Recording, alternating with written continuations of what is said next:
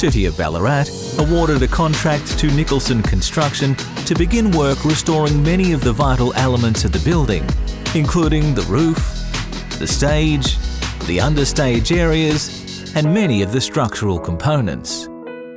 Works also include repairing moisture damage to external walls and restoring the internal paintwork, damp-proof repairs to the basement walls, and restoring the restroom facilities.